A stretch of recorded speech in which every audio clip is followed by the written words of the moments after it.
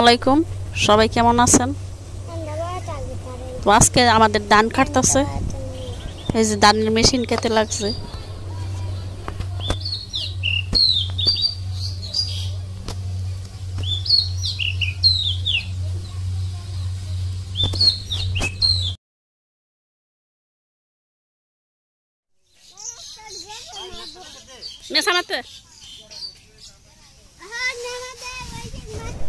তো ধান বাড়িতে নিয়ে আসছে, এখন সিদ্ধ করবো।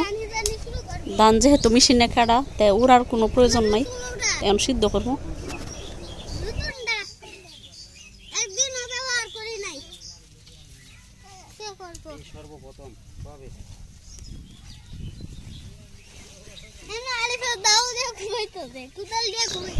আবিরের আব্বু আগুন ধরাইতেছে চুলাই। আমাদের গ্রামে নামার মাঝে এরকম চুলা বানানো হয় ধান সিদ্ধর জন্য।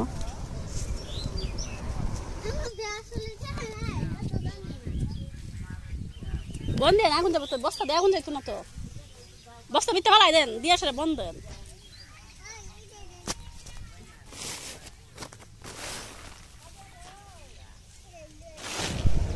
তো এটা হইলো বাড়ির নামা।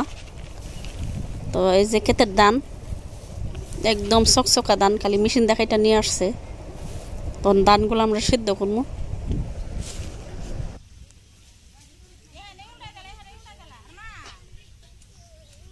ধরো তো বন দিয়ে দেন, বেশি করে বন লিয়ে দেন, বন ছাড়া যাইতো না আগুন।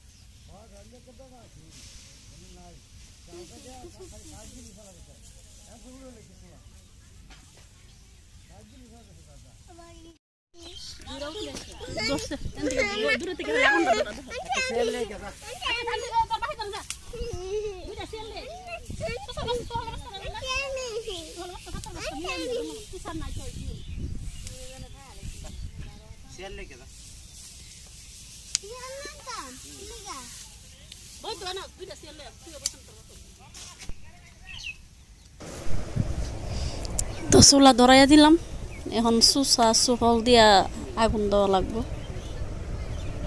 তো আলহামদুলিল্লাহ আমাদের 20 মণ ধান এখন সিদ্ধ করা হইব। তো আমাদের গ্রামে কিভাবে ধান সিদ্ধ করে, যারা দেখেন নাই ধান সিদ্ধ তারা দেখেন। একটা চাউল বানাইতে অনেকটাই পরিশ্রম হয়, ধান থেকে চাউল তৈরি করা।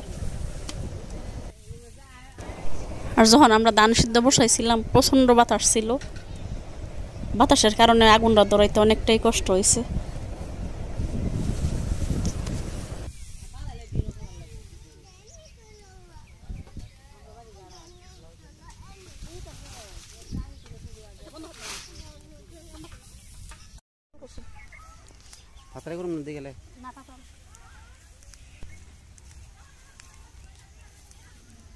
সেই দুপুর টাইম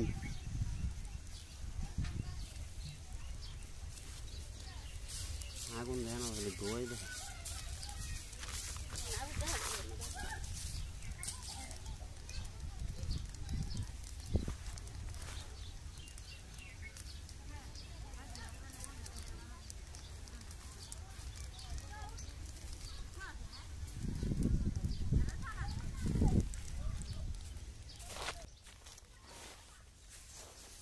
পরে ধরে লো এমনি আইনা সারা দিব না ইউটিউবের ভিতরে।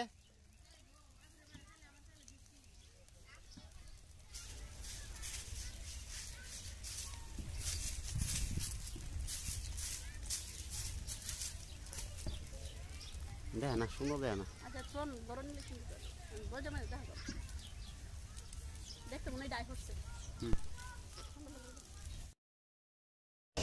আমাদের ধান সেদ্ধ করা শেষ, এখন ধান রোদে শুকাইতে দিছে বাড়ির নামাতে। ধানগুলো ভাঙাই নিয়ে আইছে নিচ থেকে, একবারে ভাঙাইয়া বাসায় উড়ানো হয়েছে। এখন চাইলগুলো প্রচণ্ড বাতাস, তাই বাতাসের মাধ্যমে আমরা চাইলগুলা উড়াইয়া নিতেছি।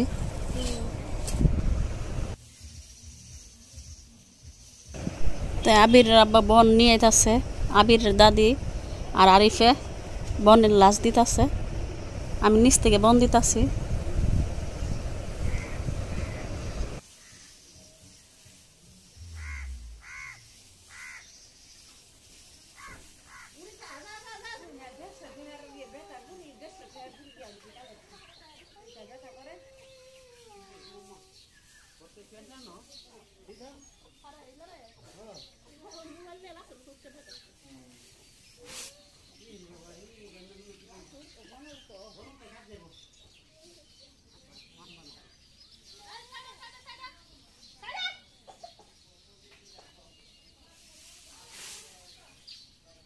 যারা কৃষক তারা বুঝে যে একটা ফসল গড়ে ওঠানো কতটা পরিশ্রম, মাথার ঘাম পায়ে ফেলানো লাগে, সারাদিন রোদে পুইরা বৃষ্টি ভেজা, তারপর সেই ফসলটা ফলানো হয়।